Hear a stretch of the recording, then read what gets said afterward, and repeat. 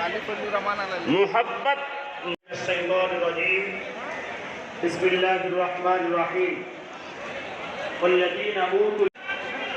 हम और आप यहाँ आए हैं। स्टेट के वज़ीर आला हैं, उनकी दावत पर इमाम और मुअज्जिनों का ये कॉन्फ्रेंस हुआ है। देखिए, इमाम मुअज्जिन जो कॉन्फ्रेंस हुई और पूरे बंगाल से इमाम और मुअज्जिन एक आस के साथ आए थे कि हम लोग की जो तनख्वाह वक्फ बोर्ड दे रही है, ये हुकूमत मगरिब बंगाल अपने ख़जाने से नहीं दे रही है, वक्फ बोर्ड दे रही है। तो इमाम मुअज्जिन को ये उम्मीद थी कि हम लोग 2000-4000 खर्च करके आए, भूखे प्यासे आए, भूख 6-8 घंटा भूखे पड़े रहें, इस उम्मीद पर कि हम लोग को एक खुशी मिलेगी आखिरी वक्त में। लेकिन आखिरी वक्त में इमाम मुअज्जिन पूरे बंगाल के जो हैं, जो उम्मीद लेकर कि कम से कम हमारी तनख्वाह 2.5 से 5 होनी चाहिए, 1 से 3 होनी चाहिए मुअज्जिन का, लेकिन इस सब उम्मीद पर जो है दीदी ने पानी फेर दिया। अब हम लोग कुछ बोल नहीं सकते हैं, वो यहाँ की शहंशाह है, वो जो चाहे वो फैसला करे। लेकिन जो उम्मीद लेकर आए थे पूरे बंगाल की इमाम मुअज्जिन, उस उम्मीद पर पानी फिर गया। और एक मैसेज ये जा रहा है कि पैसा जो है वो वक्फ बोर्ड के बजाय हुकूमत अपने फंड से दे रही है। नहीं, ये गलत है, इसलिए कि जिस वक्त 2012 में ये तनख्वाह जारी हुई थी तो उस वक्त बहुत से लोगों ने हंगामा किया था, कोर्ट तक ये बात पहुंची कि इसको रोका जाए। लेकिन दीदी ने ये कहा कि ये बंगाल के ख़जाने से पैसा नहीं दिया जा रहा है, ये पैसा जो दिया जा रहा है वक्फ बोर्ड का, जो मुसलमान का अपना है। अगर दूसरे मज़ाहिब का भी वक्फ बोर्ड है, हम उसको भी देने को तैयार हैं। मुझे शाहिदुल कादरी कहते हैं। और रहा है, ये सारे लोग यहाँ हैं, ये वो लोग हैं जिनके बारे में कहा है, ऐ मेरी कौम के नामवर आलिमों, ऐ मेरी कौम के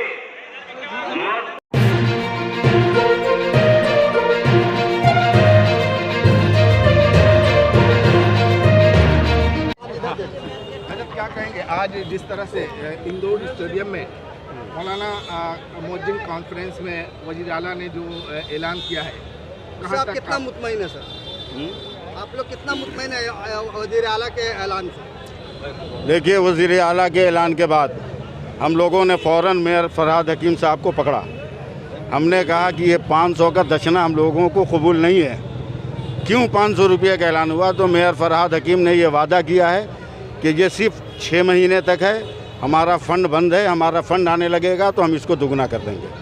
अब ये उनकी मर्ज़ी पर है, लेकिन जितना मुतमईन होना चाहिए था इमाम मुअज्जिन को, वो 100% मुतमईन नहीं है। कॉन्फ्रेंस कहीं ना कहीं अफरा-तफरी का भी शिकार रहा है। बहुत से इमाम हजरात और मुअज्जिन हजरात रास्ते पर रहे, उन्हें बैठने तक की जगह नहीं। देखिए, जो नुमाइंदा थे उनको इंतज़ाम करने में थोड़ी सी दुश्वारी हुई है, वो इतने लोगों की आमद का तसव्वुर तक नहीं किए थे। लेकिन इंतज़ाम करने वालों को ये सोचना चाहिए था कि जब लफ्ज़ इमाम और मुअज्जिन का इस्तेमाल कर रहे हैं तो गांव से लेकर देहात, शहर, हर मुअज्जिन इमाम आएगा। मैंने इसीलिए अपनी तकरीर के दौरान कहा कि दस्तरखान छोटा है, मेहमान ज़्यादा है। उन लोगों ने वादा किया आइंदा दस्तरखान भी बड़ा होगा, मेहमान भी ज़्यादा रहेगा। सवाल ये है कि पार्टी के लोग बैठे हुए थे और इमाम भी ज़्यादा घूम रहे थे। देखिए, आप पार्टी के लोग बैठे हुए थे और इमाम साहब लोग जगह नहीं मिली, बताइए सर। नहीं, ये तो बहरहाल इंतज़ामिया की भूल है, हम तो इसको स्वीकार कर रहे हैं। जो लोग इंतज़ाम किए उनकी भूल है कि जितने लोग आ गए उनकी कैपेसिटी भी नहीं थी स्टेडियम के अंदर, उतनी कैपेसिटी भी नहीं थी, ये दुश्वारी थी। सर, आप क्या बोलना चाहेंगे आज के इस मीटिंग के हवाले से? तमन्नाओं में उलझाया गया हूँ, खिलौना दे के बहलाया गया हूँ। बात जो मौलाना सैफुल्लाह अलीवी ने कही, हम दोनों आदमी साथ में थे, हम लोगों ने फरहाद हकीम साहब से कह दी, आइए दफ्तर भी से उस सारे लोगों के सामने उन्होंने कहा है, वही जो बात हुई है कि 6 महीने के बाद फंड आएगा, हम लोग बढ़ा देंगे। अभी वक्ती तौर पे 500 मिनट का 500 बढ़ाकर क्या करेंगे आप? हम लोग का भीख दे रहे हैं क्या? जो आपने किया है 11-12 साल के बाद आपने जो बढ़ाया है तो भी 500 रुपया, तो इससे तो कोई हैसियत नहीं है भाई। इससे क्या मुतमईन है आप? সবথেকে বড় কথা একটা জিনিস, মুসলিম ইমামদের যে ভাতা দেওয়া হয় সেটা ওয়াকফ বোর্ড থেকে দেওয়া হয় এবং 2012 সাল থেকে যেটা দেওয়া হচ্ছে, তারপর থেকে এই কলকাতার বুকে যা ওয়াকফের প্রপার্টি আছে, শুধু এই 2500 টাকা নয়, যদি 10,000 টাকা করে ভাতা দেওয়া হয় তারপরেও ওয়াকফ বোর্ডে হাজার হাজার কোটি টাকা ফান্ডে থাকবে, যেটা আমি বলছি না।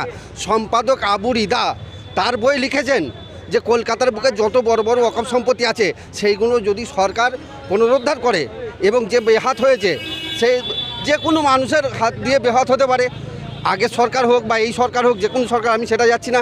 ওয়াকফ বোর্ডের যে সম্পত্তি আছে সেই সম্পত্তি পুনরুদ্ধার করে যদি সরকার যত ইমাম আছে এবং যত মুয়াজ্জিন আছে তাদেরকে যদি 10,000 করে ভাতা দেওয়া হয়, তারপরেও কয়েক হাজার কোটি টাকা ওয়াকফ বোর্ডের সম্পত্তি থাকবে। কি বলবেন আজকে যে সভায় এসেছিলেন? আজকের পশ্চিমবঙ্গ রাজ্য সরকারের আহ্বানে এবং আমাদের জেলা নেতৃত্ব ইমাম সাহেবদের আহ্বানে, বিশেষত কারি শাফিক আহমেদ সাহেব অর্থাৎ নাখোদা মসজিদের ইমাম, তার আহ্বানে রাজ্য সমাবেশ ছিল। 2012-র পর থেকে আজ অবধি কোনো ভাতা বৃদ্ধি হয়নি। বিভিন্নভাবে আমরা আবেদন জানিয়ে এসেছি, আমাদের আবেদনকে বিভিন্নভাবে প্রতারিত করা হয়েছে।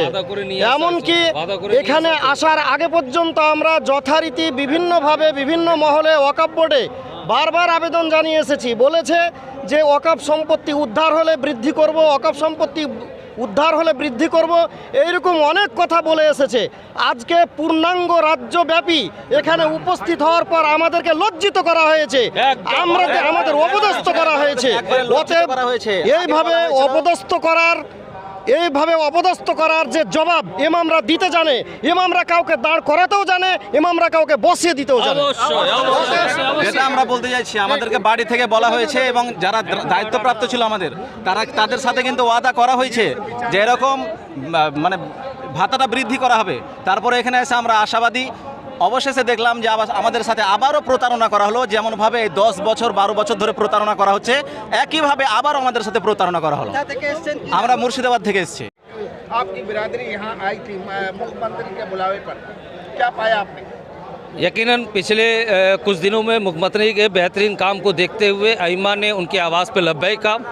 उनके मेहमान खुसूसी होने की हैसियत से तमाम मैं यहाँ हाजिर हुए, मगर यहाँ जिस तरह आधे से ज़्यादा इमाम स्टेडियम से बाहर रास्तों पर भटकते रहे, ये इमाम के साथ खिलवाड़ किया गया, उनके वक़ार के साथ खिलवाड़ किया गया।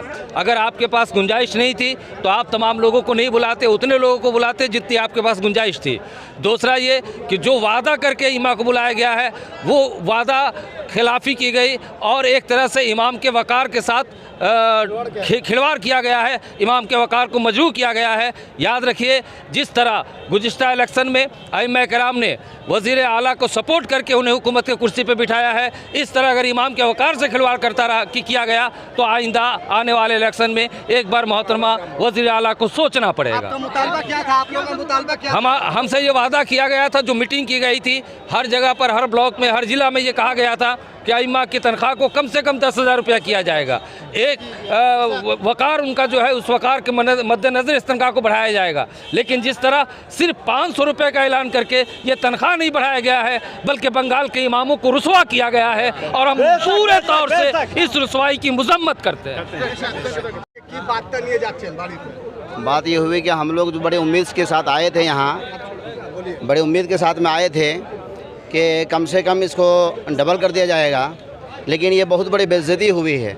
जिस मुसीबत से जो है क्या कहते हैं कि भूखे और ऐसे रहकर जो है यहाँ एक उम्मीद से आए, लेकिन आखिरी वक्त में हमें शर्मिंदा कर दिया और इमामों की बड़ी बेइज्जती हुई। क्या उम्मीद लेके आए थे? उम्मीद कम से कम जो है डबल लेके आए थे कि डबल हो जाए। और ये वक्फ बोर्ड से पैसा मिलता है हमें, ये हमें मालूम है, पहले भी हमें मालूम है। ये खुद बोली थी कि वक्फ बोर्ड से पैसा दे रही हूँ, जो है हम लोगों की ये बड़ी बड़ी बेइज्जती हमारी हुई। आप लोगों ने आने से पहले इस तरह की कोई बात रखी थी कि हम लोगों के साथ? नहीं, हम बात नहीं रखी थी, हमें उम्मीद थी कि ऐसा नहीं होगा। ये 500 कह के अजीब किस्म की बेइज्जती हो गई है। तो फिर आप लोग क्या करेंगे? 500 लेंगे या नहीं लेंगे? नहीं लेना बेहतर है। नहीं लेना बेहतर। हाँ, डबल या तो डबल करें। इमाम और मौज़िन को क्या मैसेज देना चाहते हैं? रुकिए सर, जी जी, आप इमाम और मौज़िन के इस बारे में क्या कहना चाहते हैं कि 500 ले वो लोग या ना ले? पूरा 5,000 करें, डबल करें। वो वज़ीर आला है, नाम बोल दीजिए सर। अब्दुल सत्तार, उत्तर दिनाजपुर।